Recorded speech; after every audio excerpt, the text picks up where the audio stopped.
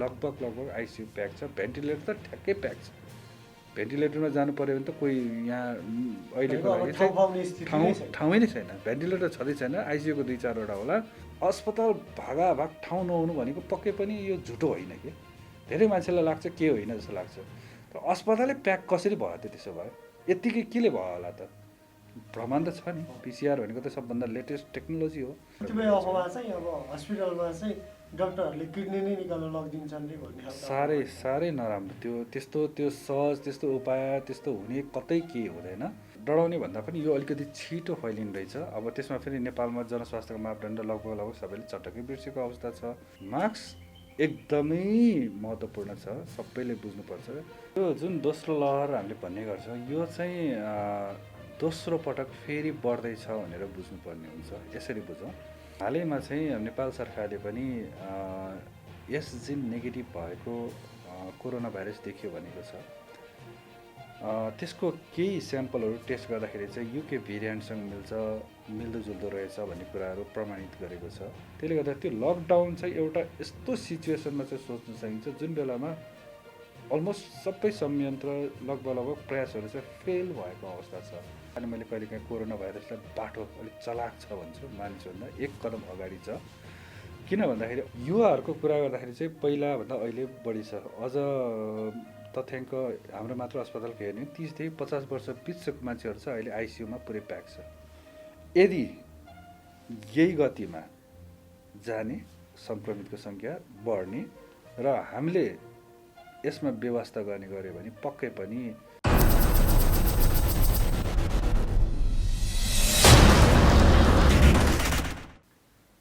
दर्शकवृन्द नमस्कार, online TV नेपालमा यहाँलाई स्वागत छ। दर्शकवृन्द, आज हामी शुक्रराज ट्रपिकल तथा सर्वरोग अस्पताल टेकुमा आएका छौँ। हामीसँग कुराकानी गर्न भाइरोलोजिस्ट डाक्टर शेरबहादुर पुन हुनुहुन्छ।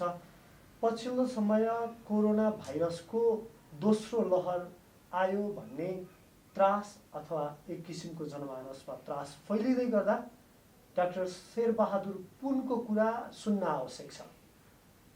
यो कोरोना कस्तो प्रकृतिको हो, के कुरा ख्याल गरे कोरोनाबाट बच्न सकिन्छ लगायतका कोरोनाका त्रास अनि वास्तविकताका विषयमा हामी आज शेरबहादुर पुनसँग कुराकानी गर्दैछौँ। आउनुहोस्, उहाँलाई ढिला नगरी स्वागत गरौँ।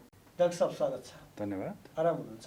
हजुर, आरामै छ। पछिल्लो समय चाहिँ यो कोरोनाको दोस्रो लहर भनेको के हो नै धेरैले बुझ्नु भएको छैन क्या। कोरोना अब भयो अरे, लकडाउन भइहाल्छ अरे, यो चाहिँ एकदमै खतरा हो अरे, मरिहालिन्छ अरे भन्ने खालका छन्।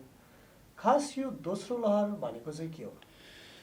यो जुन दोस्रो लहर हामीले भन्ने गर्छौँ, यो चाहिँ दोस्रो पटक फेरि बढ्दैछ भनेर बुझ्नुपर्ने हुन्छ। यसरी बुझौँ, भनेको मतलब यो जुन कोरोना भाइरस त बिस्तारो अप भएर जान्छ, माथि बढ्छ, त्यसपछि यो तल आउँछ र यो केही समय अगाडि यो केही हदसम्म मत्थर भएको थियो।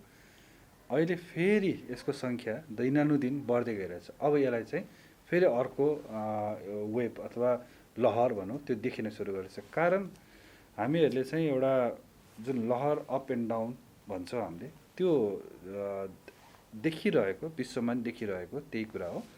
त्यसलाई चाहिँ अब उनीहरूले अङ्ग्रेजीमा सेकेन्ड वेभ, थर्ड वेभको नाम दिइरहेछ भने मैले चाहिँ यसलाई नेपालीमा लहर भनेको हो। त्यो चाहिँ एक प्रकारको छाल जस्तो लहर आएको हो भन्न खोजेको हो। र पछिल्लो केही दिनदेखि चाहिँ अलिकति केही मत्थर भएको सङ्ख्या तथ्याङ्कको आधारमा हामीले भन्दाखेरि चाहिँ धेरै कम भइसकेको अवस्थामा चाहिँ फेरि यो बढेर गएको हुनाले अब दोस्रो लहर चाहिँ सुरु हुन लागेको, यो सुरु हुँदैछ अब बल्ल। किन भन्दाखेरि यसको उत्कर्षमा पुग्न अझ बाँकी छ, यो सुरुवाती हो र सुरु हुँदैछ भनेर चाहिँ भनिएको हो। यो दोस्रो लहरमा चाहिँ हामीले अब के कुरामा ख्याल गर्नु पर्यो र पहिलो लहरमा फैलिएको कोरोना भन्दा यो डिफ्रेन्ट छ अथवा यसको एट्याक गर्ने क्षमता पनि अलिक बढी छ भनेर चर्चा छ बजारमा, खास के हो यो? यसलाई यस्तो छ, अब पहिलो कुरो किन यो बारेमा चर्चा भयो भन्नेतिर लागौँ। हालैमा चाहिँ नेपाल सरकारले पनि यस जिन नेगेटिभ भएको कोरोना भाइरस देखियो भनेको छ। त्यसको केही स्याम्पलहरू टेस्ट गर्दाखेरि चाहिँ युके भेरिएन्टसँग मिल्दोजुल्दो रहेछ भन्ने कुराहरू प्रमाणित गरेको छ। यसको मतलब युके भेरिएन्ट के हो भन्ने कुरा आउँछ। युकेमा लगभग गएको वर्षको सेप्टेम्बर अन्तिम अथवा अक्टोबरको पहिलो हप्तातिर चाहिँ यो युके भेरिएन्ट भनेर नयाँ नाम दिएको, जसलाई B117को नाम पनि हामी चिन्ने गर्छौँ, त्यो देखिएको चाहिँ देखियो। तर त्यो बेलामा युकेमा यसरी त्यो यति छिटो तीव्र गतिमा फैल्यो कि यो के हो भन्ने कुरा नै त्यहाँ त्यो बेलामा अनुसन्धान गर्नुपर्ने अवस्था रहेको। यद्यपि उनीहरूले जिन सिक्वेन्सिङ त गर्छ, भाइरसको जुन एउटा जेनेटिक कोडहरू त हेर्थ्यो नि, त्यो बेलामा हेर्दाखेरि त अचम्म माने, यति धेरै म्युटेसन भएर रहेछ, त्यसले गर्दाखेरि चाहिँ यति फास्ट कुदिरहेको जस्तो देखियो। र त्यसलाई अनुसन्धान गर्दाखेरि चाहिँ वैज्ञानिकहरूले हो यो त लगभग झन्डै अघिल्लो भाइरसभन्दा 70% औसतमा, त्योभन्दा अझ बढी पनि देखाएको छ, कतिमा अलिक कम होला, तर रफली चाहिँ 70%को हारामा अघिल्लो भन्दा बढी फास्ट कुद्दो रहेछ, फैलिँदो रहेछ। यो चाहिँ यसको सङ्क्रामक जुन क्षमता छ विकास भएर आएको रहेछ भनियो। त्यसको केही समयपछि चाहिँ यो अलिकति घातक पनि रहेछ भनियो। यद्यपि घातक यो मानेमा पनि हामीले भन्न सक्छौँ कि धेरै केसहरू चाहिँ अस्पताल भर्ना भए, स्रोत साधनले भ्याउँदैन, जनशक्ति पुग्दैन, राम्रो उपचार नपाए बचाउन सक्ने पनि बचाउने अवसर पाउँदैन, त्यसपछि मृत्यु यसै पनि बढ्ने भयो। त्यसरी हेरौँ। अब म फेरि नेपालतिर जोड्छु, यस जिन नेगेटिभ, किन भन्दाखेरि यस जिनमा धेरै म्युटेसन भएको हुनाले चाहिँ त्यहाँ त्यो नेगेटिभ आउन थाल्यो। नेगेटिभ भनेको छैन भनेको होइन कि त्यो जुन मेसिनले पिसिआर देखाउनु पनि त्यो देखाउन बन्द भयो। त्यो बन्द भइसकेपछि चाहिँ अब समस्या यस जिनलाई किन अलिकति सिरियस लिएको भन्दा यस जिनकै आधारमा भ्याक्सिनहरू बनाइरहेको छ। र भ्याक्सिन केमा आधारित छ भन्दा पहिलाको त्यो भाइरसको जुन जिन छ त्यसलाई नै आधार मानेर बनाइरहेको छ। अब यदि त्यो नै चेन्ज भयो भने यसले चाहिँ स्केप गरेर जान सक्छ र भ्याक्सिन कतै चाहिँ प्रभावकारी जुन छ देखाएको छ त्यो कम हुने हो कि भन्ने। अब नेपालमा यस जिन नेगेटिभ भएको देखिन थाल्यो र केही स्याम्पलमा चाहिँ युके भेरिएन्टको त्यो म्याच भएको हुनाले चाहिँ युके भेरिएन्ट देखियो कि भन्ने कुराहरू अगाडि आएको छ। यद्यपि भेरिएन्ट देखिँदा चाहिँ अलिक डराउनु पर्ने स्थिति बढिरहन्छ। अब डराउने भन्दा पनि यो अलिकति छिटो फैलिने रहेछ। अब त्यसमा फेरि नेपालमा जनस्वास्थ्यको मापदण्ड लगभग सबैले चटक्कै बिर्सेको अवस्था छ।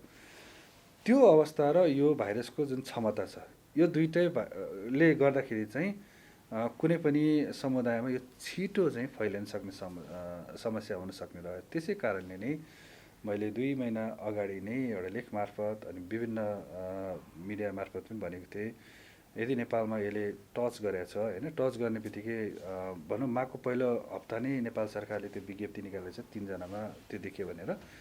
यदि त्यो यो बिचमा फैलेको अवस्था रहेछ भने यसले कुनै समयमा एकदम तीव्र गतिमा चाहिँ माथि यो छुँदै जान्छ अथवा बढ्दै जान्छ भनेर मैले त्यो बेला पनि भनेको थिएँ। अब अहिले चाहिँ तपाईँ हामीले हेर्ने हो भने चाहिँ छिटो मानिसहरू चाहिँ डायग्नोस भइरहेको देखिन्छ, यो सङ्क्रामक धेरै देखिएको होइन। जस्तो डाक्टर साहबले चाहिँ सुरुवाती चरण भन्नुभयो, हिजो मात्रै स्वास्थ्य मन्त्रालयका सहप्रवक्ताले चाहिँ हामीसँग चाहिँ स्रोत साधनकै अभाव हुन थाल्यो, जहाँ चाहिँ बिरामीहरू धेरै हुनुहुन्छ त्यो ठाउँमा चाहिँ स्रोत साधनकै अभाव हुन थाल्यो भन्ने स्थिति छ भने अबको 2 महिना अथवा त्यो अवधिमा के स्थिति होला भनेर हामीले कल्पना गर्ने? शुभ सङ्केत छैन, यसरी बुझौँ। किन भन्दाखेरि मैले अघि भने यो सुरुवाती हो, सुरुवातीमा नै लगभग भरिभर आउँछ। यो सुरुवाती त्यो पनि उत्कर्षमा पुग्नुभन्दा अगाडि, चुच्चोमा पुग्नुभन्दा अगाडि नै अहिले नै यति बेला नै भर्ना हुनु मानिसहरू र त्यसपछि ठाउँै नहुनु भनेको त आगामी दिनमा चाहिँ कस्तो अवस्था होला यो जो कोहीले पनि अनुमान गर्ने चिज हो। यदि के गरे अहिले बिचमा हामीले चाहिँ कोसिसहरू गऱ्यौँ होइन, हरेक कुराहरू चाहिँ जुन हामीले भन्दै आएका छौँ त्यसलाई अनुसरण गऱ्यो भने त अब हुनैपर्छ भन्ने जरुरी त छैन होइन, तपाईँ हामीमै भर पर्ने हो यो। तर यसलाई हामीले कसरी लिन्छौँ आगामी दिनमा भन्ने कुरा हो। यदि व्यवस्थै गरे साँच्चै नै होइन यो के होइन भन्ने त्यो मनस्थितिमा गएर हामी सबै कुरा व्यवस्था गऱ्यो भने चाहिँ पक्कै पनि यो त्यति शुभ सङ्केत चाहिँ देखिँदैन। यो चाहिँ हामीले सुन्ने गरेका छौँ चिया पसल अथवा अन्य ठाउँमा चाहिँ पहिले पनि त कोरोना आएकै हो, लकडाउन गरियो अथवा अन्य गरियो, त्रास देखाइयो, खास केही होइन रहेछ, म त बिना मास्क हिँड्छु भन्ने मान्छेहरू भेटेका छौँ। ठिक छ। अब एउटा कुरो के हो भन्दाखेरि चाहिँ सबै सङ्क्रमण भए जति सबैलाई चाहिँ मृत्यु गराउँदैन, त्यो सत्य हो। तर त्यो व्यक्तिको लागि सत्य होला, तर ऊ सङ्क्रमित भएपछि उसले चाहिँ जुन बोकेर हिँड्छ र जो सबैभन्दा जोखिम समूह हुन्छ त्यहाँसम्म पुर्याउने काम त गर्यो नि। एउटा वातावरण त उसले सिर्जना त गर्यो। भोलि एउटा सभा सम्मेलनमा ऊ सङ्क्रमित छ, ऊ करायो, जय जयकार भने या कुनै एउटा नारा लगायो, छेउमा त थुप्रै मान्छे हुन्छ। अब कराउँदाखेरि त मास्क लाउनु कुरा भएन, सबैजना उफ्रेर कराउनै पर्यो होइन।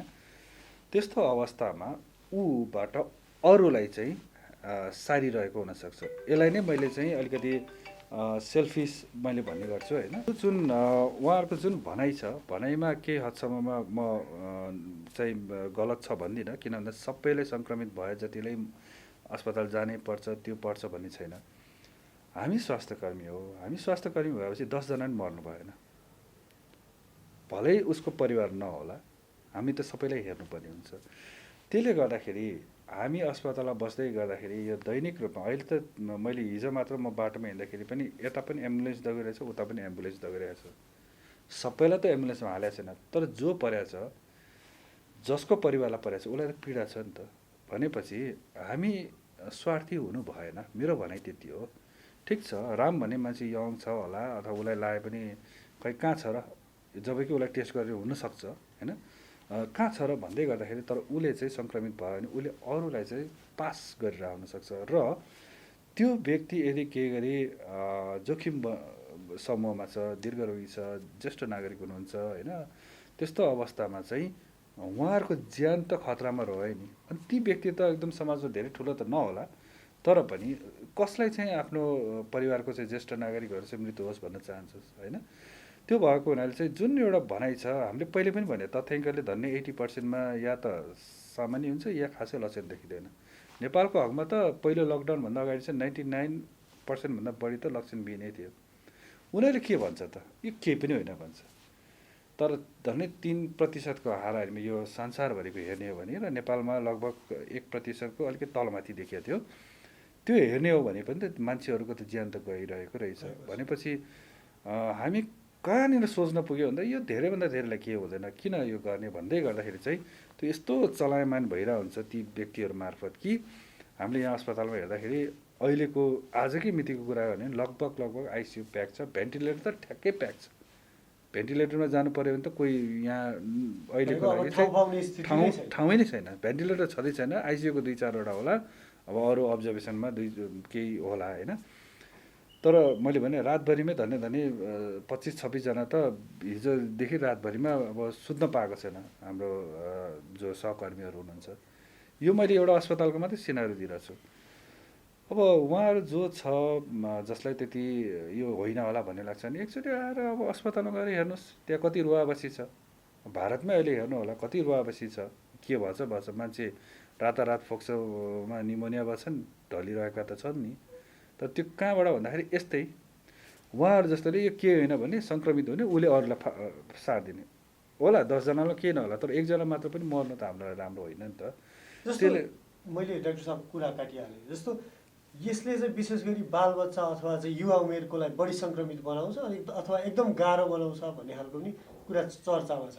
यो चाहिँ के सत्य हो? यो चाहिँ अब बालबालिकाको त मैले आफ्नो जो आफ्नो समकक्षी साथीभाइहरूसँग कुरा गर्दाखेरि चाहिँ अलमोस्ट फुल आइसियु पनि धन्य भरिन लागिसक्यो। दैनिक जस्तो हाम्रो यो निमोनिया भएर आउने मान्छेहरू छन्, बच्चाहरू छन्, ठाउँै पहिला जस्तो छैन। किनभने पहिला चाहिँ के भएको थियो भन्दाखेरि अस्पतालहरू खासै त्यति पुगेको थिएन, समुदायमा पुग्यो भन्ने त भन्यो। अब समुदाय भनेको बुवा आमा होला, बुवा आमाहरू बच्चामा पनि हुन्थ्यो होला, तर त्यो बेला भए तापनि कोही भर्ना हुनुपर्ने अवस्था भएन। अहिले चाहिँ बालबालिकाहरू भर्ना हुने अवस्थामा गयो। युवाहरूको कुरा गर्दाखेरि चाहिँ पहिलाभन्दा अहिले बढी छ। अझ तथ्याङ्क हाम्रो मात्र अस्पतालको हेर्ने 30देखि 50 वर्ष बिचको मान्छेहरू छ अहिले आइसियुमा पुरै प्याक छ। यसरी हेरौँ, अब अपवाद 60-65 वर्षको होला, तर धेरै एज ग्रुप चाहिँ अहिले हस्पिटलमा भएको चाहिँ धेरै बच्चा अनि युवा उमेरको बच्चाको चाहिँ बालरोग अस्पतालमा भयो, जुन हाम्रोमा त छैन। तर हाम्रोमा हेर्ने भने 30देखि 50 भित्रको सबैभन्दा बढी छन् होइन। र तिनीहरू सामान्य पनि छैनन्, सबै आइसियु चाहिनेवाला छन्। छातीमा फोक्सोमा निमोनिया बोकेका छन्, यदि उपचार समयमा नहुने हो भने उनीहरूको पनि मृत्यु हुनसक्छ। यस्तो अवस्था चाहिँ योभन्दा पहिलो लहरमा खासै त्यस्तो देखेको थिएन, किनभने 60+ सबभन्दा बढी भर्ना हुने र मृत्यु हुने उनीहरू थिए। अहिले चाहिँ यो अवस्था फरक चाहिँ वातावरण सिर्जना गरेको छ। त्यसै कारण मैले कहिलेकाहीँ कोरोना भाइरसलाई बाटो अलिक चलाक छ भन्छु, मानिसभन्दा 1 कदम अगाडि छ। किन भन्दाखेरि अहिले पनि हामीले कतिपय कुरा सिकिसकेका छौँ, सिके तापनि यसले हामीलाई अलिकति छलिरहेछ क्या, अझ सिक्नु पर्ने अवस्था झुक्काइरहेछ भन्ने हुन्छ। त्यही कारणले चाहिँ अब विश्वमा नै जो एकदम एक्सपर्टिजहरू छ, कहिलेकाहीँ उनीहरू फेल खानुको कारण चाहिँ यो भाइरसको जुन एकदम अनप्रेडिक्टेबल जुन एउटा बिहेभियर छ त्यसले गर्दाखेरि नै समस्या आएको हो। जस्तो यो दोस्रो लहरलाई चाहिँ हामीले हेलचेक्रै गऱ्यौँ अथवा चाहिँ त्यत्रो धेरै ख्याल गरेनौँ भने स्थिति भयावह हुन्छ भन्न सकिन्छ।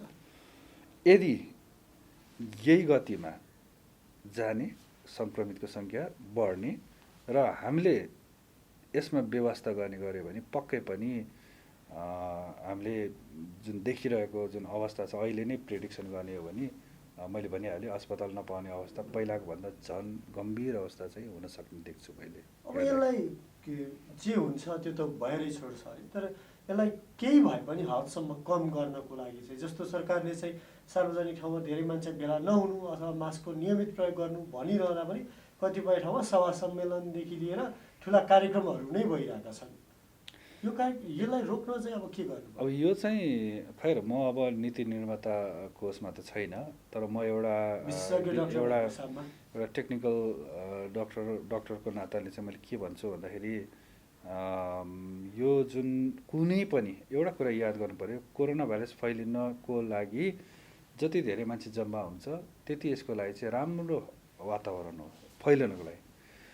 त्यसै कारणले हामीले जुन अहिले पछिल्लो समय स्कुलको कुरा गऱ्यो त्यो एउटा मध्यमा ठाउँ हो, त्यो स्कुलले मात्रलाई दोष दिएर होइन कि त्यस्तो त अरू ठाउँको पनि हो। त्यो एउटा चाहिँ देखिएको र एकदम बालबालिकामा समस्या आएको हुनाले भनेको हामीले, तर त्यो जस्तै कुनै पनि ठाउँ जस्तो धार्मिकदेखि लिएर नारा जुलुस कुनै पनि तपाईँ हामीले देखिरहेकै छौँ। अब यसमा धेरै भनिराख्नु परेन, अहिले केही समयदेखि देखिरहेकै छौँ।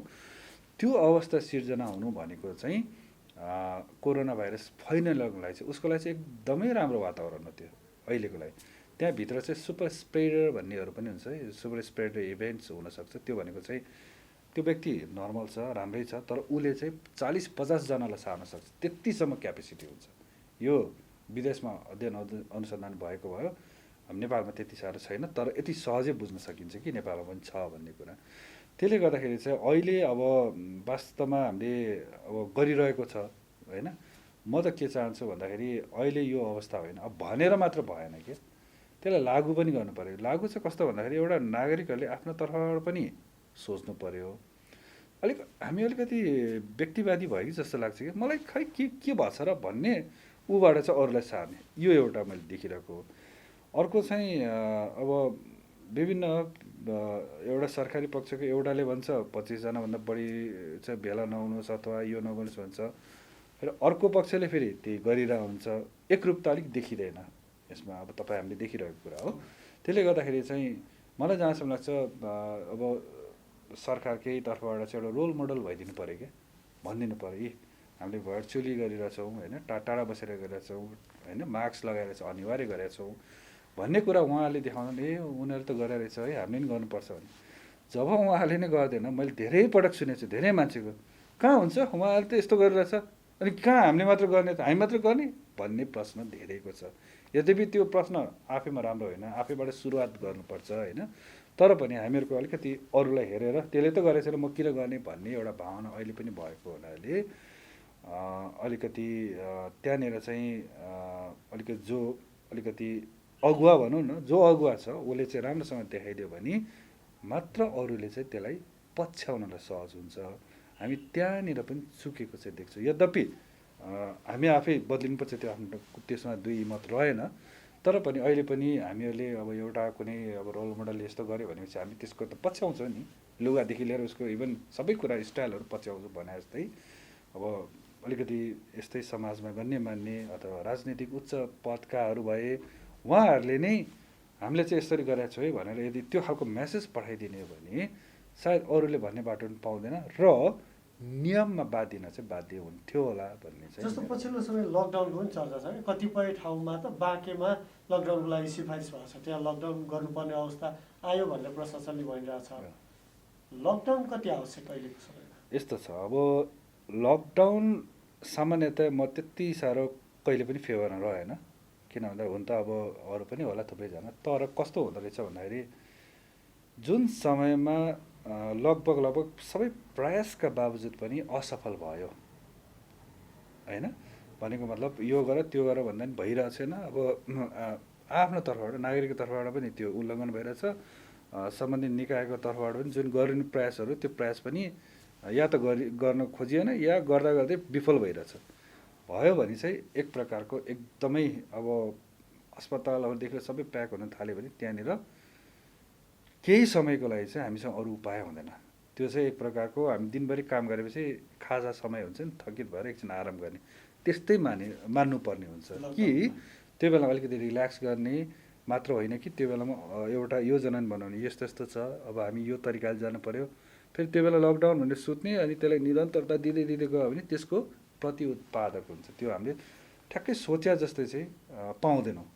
जसरी गएको हाम्रो पहिलो लहरमा ती 3 महिना लगायौँ, अन्तमा फेरि उही मान्छेको यता र उता भएपछि भएर भयो, कतिपय मान्छेको ज्यान पनि गयो होइन।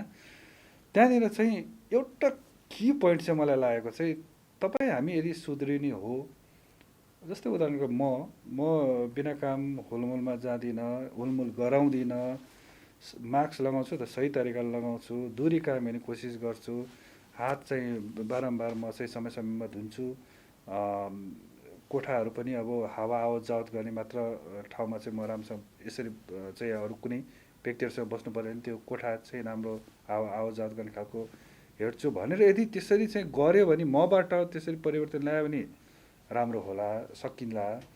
तर यहाँ चाहिँ अब हुन त अब यो न्यू नर्मल हो, साह्रै गाह्रो छ सबैलाई गाह्रो छ बस्नलाई, को बस्छ कति बस्ने भन्ने कुराहरू छ।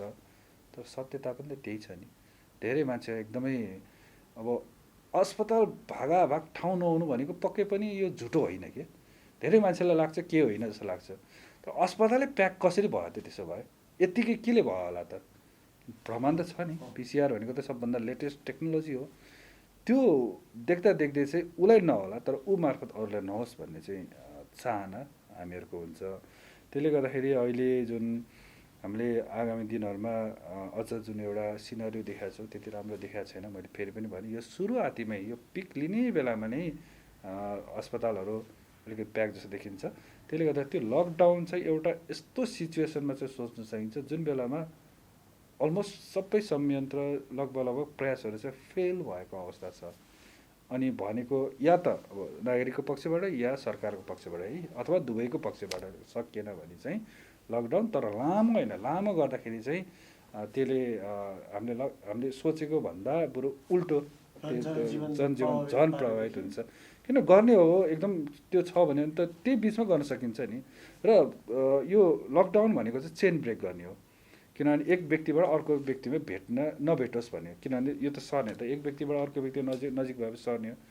त्यसो हो भने अहिले नै हामीले दूरी कायम गरेर सही तरिकाले मास्क लगाएर यदि बस्दियो भने लकडाउनै आवश्यक नरहेछ। हो, यही कुरा मैले धेरै अगाडिदेखि भन्दै आएको।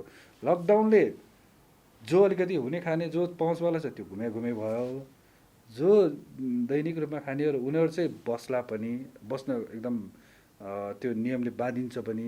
त अरूलाई नबाँधिँदा हुँदाखेरि चाहिँ हो, जबकि जो घुम्छ नि उनीहरू 6 महिना नकमाए पनि खान पुग्ने खालकाहरू हुन्छ। यो देखेको हो, यो मैले यो देखेर नै भनेको यो कुरामा। जबसम्म म बदलिँदैन, मैले यो कुरालाई चाहिँ भित्रै मनबाट आत्माबाट मनन गर्दैन भने उही बिहान उही मजाले मर्निङ वाक भनेको छ सब साथीभाइ चाहिँ एक ठाउँमा कुनामा, किन मेन सडक त तपाईँ हाम्रो त अब एउटा एकदम सुनसानै होला प्रहरीहरू देखेर, तर तपाईँ हाम्रो सहायक सडकतिर हेर्नुहोस् न भित्रपट्टि, त्यहाँ त मजाले मान्छेहरू, तपाईँ हामीलाई थाहा छ त्यो बेलामा तिजहरूमा पनि होइन मान्छेहरू बन्द यो गर्दा जमघट भएर कति मान्छे त यहीँ आएको थियो। हामी पुरा यस्तो बसेको सबैलाई सरेछ डाक्टर साहब भनेर आएकै थियो। त्यो मात्र भनेर अरू इभेन्टहरू पनि छन् होइन। त्यसले गर्दाखेरि चाहिँ त्यो हामीले सिकिसकेका छौँ, यो यसरी चाहिँ सर्दो रहेछ भनेर। हामीले व्यवस्था गऱ्यो भने त्यो बेलामा पनि समस्या आउँदो रहेछ भन्ने कुरा त्यो भएको हुनाले चाहिँ लकडाउन यो लगाएर अब आउँदैन भनेर अन्तिम अस्त्र हुँदै होइन। यो केही समयको लागि जुन बेलामा अघि मैले भने जस्तो सबै प्रयास फेल भयो, तर चेन ब्रेक गर्ने कोसिस गर्नु पऱ्यो। त्यो बेलामा सम्बन्धित निकायहरूले केही सोचेर प्लानिङ गर्नको लागि पनि एउटा लिनुपर्छ, न कि सुत्ने अनि फेरि अनि ल ल ल ल अब सबैले दुःख पायो भनेर फेरि खोल्ने, फेरि वारेर फेरि सबैजना त्यस्तै गर्ने व्यवस्था गर्ने, फेरि बढ्ने, त्यो गऱ्यो भने चाहिँ त्यो समस्या चाहिँ जिउका त्यो हुन्छ। त्यसो हो भने हामीले लकडाउन गरेको अर्थ अलिक नलिनु भएकोले यो देखियो कि अब गएको वर्ष पनि देखेकै हो। अब अन्तिम चरणमा छौँ, जाँदा जाँदै हामीले कोरोनाको विषयमा एकदमै बुझ्नुपर्ने सामान्य नागरिकले अथवा बुद्धिजीवीले अथवा चाहिँ सरकारमा बस्ने मान्छेहरूले पनि बुझ्नुपर्ने कुरा चाहिँ के छ, भुल्नै नहुने कुरा? अब यस्तो छ, यो कोरोना भाइरसलाई बुझाउन साँच्चै भन्दाखेरि त्यति सहज छैन। मान्छेले फरक फरक तरिकाले बुझिरहेछ। त्यही कारण मैले एउटा शब्द एकदम भन्ने गर्छु, कोरोना जसले जसरी भोगे देखे त्यसरी बुझे। अब यो शब्द मैले यसलाई अलिकति व्याख्या गर्छु। यो भन्न खोजेको के हो भन्दाखेरि चाहिँ जो व्यक्ति चाहिँ आइसियुसम्म पुगेर फर्केर आएका छन् अथवा जसको आफन्त चाहिँ गुमाए कोरोनाले गर्दा, उहाँले चाहिँ कोरोना भाइरसलाई सामान्य तरिकाले लिँदैन। दोस्रो एउटा समूह छ जो चाहिँ घरमा आइसोलेसनमा बसेर तातो पानी सामान्य औषधि गरेर यही भिटामिनहरू खाएर त्यसपछि आइसोलेसनबाट बाहिर आए। उहाँहरूको भनाइमा के हुन्छ भन्दा खास यो के होइन, किन त्यस्तो भन्ने हुन्छ। अर्को सबभन्दा ठुलो महत्त्वपूर्ण धेरै ठुलो समूह एउटा छ जो समूहलाई चाहिँ सङ्क्रमण भएर या त उसलाई लक्षणै देखेन, थाहै भएन अथवा लागेको छैन अहिलेसम्म। त्यो व्यक्तिहरूले चाहिँ यो कोरोना भन्ने वास्तवमा छैनै क्या हो भनेर उहाँहरूले चाहिँ प्रश्न उठाउनुहुन्छ। तर यदि के गरे उहाँहरू जसलाई अलिकति त्यस्तो लाग्छ होइन केही होइन भन्ने कुरा, उहाँहरूले चाहिँ यदि के गरे अस्पताल आएर हेर्नुहुन्छ भने अनि थाहा हुन्छ कि कोरोनाले गर्दाखेरि कसरी मान्छेहरू चाहिँ जीवन मरणसँग लडिरहेछ भन्ने कुरा त्यहाँनिर थाहा हुन्छ। र यो पनि सत्य हो कि सङ्क्रमण हुने बित्तिकै सबै मर्ने पनि होइन, तर सङ्क्रमित भएपछि त्यो व्यक्तिबाट अर्को व्यक्तिमा सर्न सक्ने सम्भावना भएको हुनाले म किन सेल्फिस हुने, मलाई लागिरहेको छ अथवा म नै टाढा बस्यो भने त कमसेकम त्यो त्यतातिरको केही व्यक्तिलाई होइन 100मा ल एकजना मात्र भनिम् होइन, त्यो मृत्युको मुखमा किन पुर्याउने भन्ने एउटा त हामीले सोच्नु त पऱ्यो नि। त्यसै गर्दा हामी चाहिँ अरूको लागि पनि सोच्नु पऱ्यो, आफ्नो लागि पनि सोच्नु पऱ्यो, आफ्नो परिवारको लागि। अब कसको कति बेला मृत्यु हुन्छ थाहा छैन, भाइरसको यो फेरि यस्तै छ होइन, अलिकति तरिका पनि त्यो भएको हुनाले चाहिँ म त के चाहन्छु भन्दाखेरि अब कोरोना भाइरसलाई बुझ्ने तरिका फरक भए तापनि अहिलेको यो जुन एउटा माहौल छ त्यो माहौललाई पक्कै पनि एकदम व्यवस्था गर्नु चाहिँ हुँदैन र एकदमै तर्सिने मानसिक रूपमा एकदम तनाव लिने पनि होइन। तर त्यो भन्दै गर्दाखेरि चाहिँ सतर्कता अपनाउन पनि छोड्नु भएन, मेरो भनाइ त्यो। डराउन पनि मास्क लगाउन चाहिँ छोड्नु भएन। यो एकदम तर्सिनु पर्ने त होइन, तर सतर्कता अपनाउन छोड्नु भएन। मास्क एकदमै महत्त्वपूर्ण छ, सबैले बुझ्नुपर्छ। र मास्क पनि कस्तो भन्दा लगाउने तरिका छ, सही तरिकाले लगाउनु पऱ्यो भन्ने हो। र बाँकी चाहिँ अब हात सफा गरी दूरी काम गर्नु, त्यो अघि हामीले भनिहाल्यो। यसरी चाहिँ तर्सिने होइन, सतर्कता अपनाउने। एकदम छोटोमा मैले भन्नुपर्दा कोरोनासँग तर्सिने होइन, सतर्कता अपनाउने हो। र यो दुवै मिल्नुपर्छ है, फेरि एउटा मात्र भएर हुँदैन। त्यसले गर्दाखेरि मान्छे एकाथरी धेरै मान्छे अत्याधिकमा तर्सिने, अर्को चाहिँ खासै के होइन भन्ने, यो दुवैको चाहिँ एउटा हामीले चाहिँ यो बिचमा चाहिँ मलाई जहाँसम्म लाग्छ अब सम्बन्धित निकाय सरकारले पनि त्यो एकदमै कोरोना भाइरसको बारेमा एउटा मानिसलाई बुझाउन अलिकति हामी कतै न कतै अलिक कमजोरी भएको कि भन्ने मलाई लाग्छ। जसले गर्दाखेरि चाहिँ कतिपय कुराहरूमा तपाईँले अब सुन्दै नसुन्ने कुराहरू, अचम्म खालको कुराहरू चाहिँ हामीले सुन्नुपर्ने छ। भ्याक्सिनकै कुरामा पनि त्यस्तै छ, ओहो त्यो लगायो भने यस्तो हुन्छ उस्तो हुन्छ, वास्तवमा खास केही होइन। यो हामीले लगाएर बसेको छ 2 पटक। कतिपय अफवाह चाहिँ अब हस्पिटलमा चाहिँ डक्टरहरूले किडनी नै निकाल्न लगिदिन्छन् रे भन्ने खालको साह्रै नराम्रो। त्यो सहज त्यस्तो उपाय त्यस्तो हुने कतै केही हुँदैन। अब यसमा चाहिँ अब जुन बाहिर निक्लिन्छ यस्तो कुराहरू, त्यसको चाहिँ अब त्यो हामीले जस्तो उदाहरणको लागि टेकको अस्पतालको कुरा गर्नु होला, यहाँ कहाँ किडनी निकाल्यो अब हामीले मरेपछि। हामीले त कतिसम्म एउटा हाम्रो लागि त एकदम कति बेला भन्दाखेरि साथीभाइमा पनि हाँसो के उठ्थ्यो भन्दा एकपटक एकजना कुन चाहिँ भाइले चाहिँ एउटा यो सामाजिक सञ्जालमा यहाँ यतिवटा लास थियो अरे होइन, त्यसलाई पशुपति आर्यघाटमा लग्यो भन्दाखेरि हामी त्यही गेटै बसेर हेरिरहेछौँ। अनि हामी अचम्म मान्थ्यो कि यो मान्छे कसरी यसरी बोलिरहेछ होइन, हामी त त्यहीँ बसेर काम गरेको। कतिपयले के भन्थ्यो भन्दाखेरि कोरोना पोजिटिभ थुप्रो आएको छ अरे तपाईँले नभनेको, कहाँबाट भन्छ यस्तो कुराहरू भन्ने कुरा हो। यस्तै कुरालाई चाहिँ चिर्नको लागि, किनभने त्यसले त समाजमा ठुलो एउटा त्रास फैलाउँछ नि होइन, त्यो चिर्नुपर्ने हुन्छ।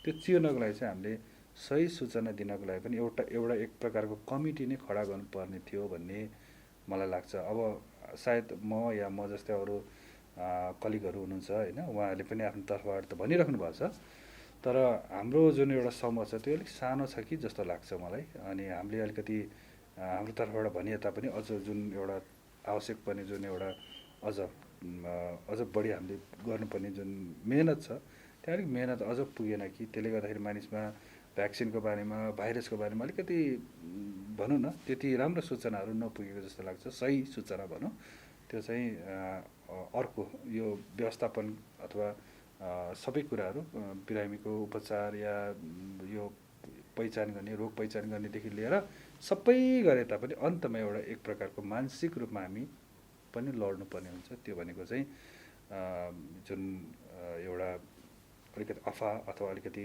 गलत जुन एउटा भ्रामक जुन समाचारहरू आउँछ त्यसलाई चाहिँ हामीले चिर्नुपर्ने चाहिँ हुन्छ जस्तो लाग्छ। लगभग अन्तिम चरणमा आएका छौँ। डाक्टर साहबले आफ्नो समय दिनुभयो, यहाँको समयको लागि धेरै धेरै धन्यवाद। जनताको सेवा निरन्तर गर्नुहोला, शुभकामना।